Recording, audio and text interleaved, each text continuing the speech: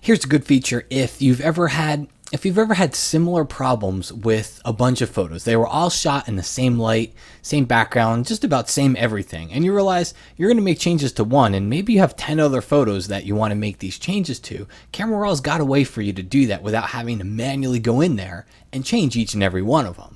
Okay, so let's take this photo here. If you scroll down, you can see I've opened a number of photos in Camera Raw. The way that you do that, let me cancel out of here really quick just to show you, is just select multiple photos. I've selected a bunch of photos here inside of Bridge, and just go File, Open in Camera Raw, or use a keyboard shortcut, and it'll open a whole bunch of them inside of here. Okay, and you'll see them all on the left-hand side, and all you got to do is click on a photo to change it. But what we'll do is let's go ahead and just change one photo. So I'll go ahead here and I'll grab my crop tool. And I'm going to just do some cropping on the photo here. Okay. Some cropping, we'll go over to white balance. Maybe I'll warm it just a little bit here. Exposure, bring it down just a hair. Highlights, let's see what highlights does. Just kind of tone the highlights down a little bit. Not really anything in the shadows that we have to worry about here. Whites and blacks, Option or Alt click, drag to the right. Get a white point. And then Option or Alt click and drag your blacks to the left to get ourselves a good black point here. Okay.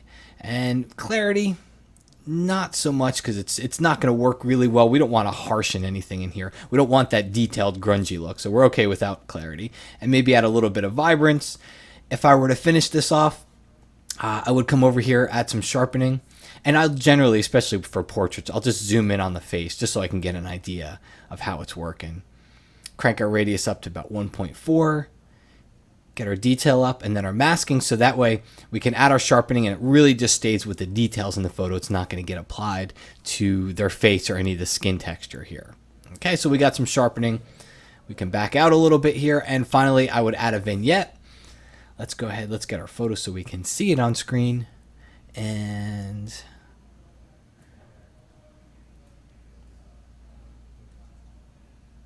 take a look here. Before, after, looks good on the vignette. Go back to the basic panel. Before, after. Okay, so things are looking good. I'm happy with the photo as it is. Now, I realize there's a whole bunch of other photos over here that I've opened that were basically taken, you could see, in the same exact light. Okay, just different photos of the same thing. So I want to go through and I want to apply these settings, but I don't want to manually go through all the photos to do it. All you got to do is come up here and click Select All, and then click Synchronize. And Camera Raw is going to synchronize in just a second. I just want to show you the photo that is currently selected or currently targeted before you click the Synchronize button. That's the photo that it's synchronizing from. So it's going to pick up the settings here. You can see it's got a blue outline around it. So let's click on Synchronize, and then you just come over here and you turn on the things that you want to synchronize. So let's go to white balance and let's just start turning on things we changed. Highlights, blacks, whites, vibrance, some sharpening on here, and then we also added, what was that? We added that post-crop vignetting, so we'll turn that one on too. So we just turn on the things that we want to synchronize. Now, remember, I cropped this photo too.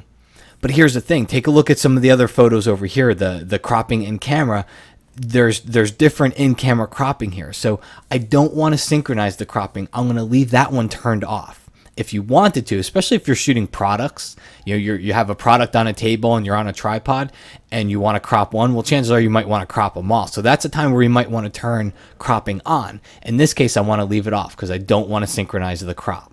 And I'm just going to hit OK. When I hit OK, watch the little thumbnails over here. You're going to see Camera Raw starts working. See how it just goes through and it just changes all the photos. Okay? So at that point, I'm done. I don't have to go through and apply the same exact settings to all 10 of these photos. Now, I can go through if I decide I want to crop and click on a different photo and come over here and grab my crop tool and crop just that photo, and it's not going to synchronize it because now I'm just working on this photo right here. I'm not working on all the other ones, so the crop isn't going to apply to all of them. But if you do come across that situation where you've got some settings that you change on one photo and you realize that, you know what, you've got a lot of photos that were taken in the same light, same color situation, same lighting situation, and you want to go through it and you want to change them all very quickly, this whole synchronize option is a really good way to do that and to get it done very quickly.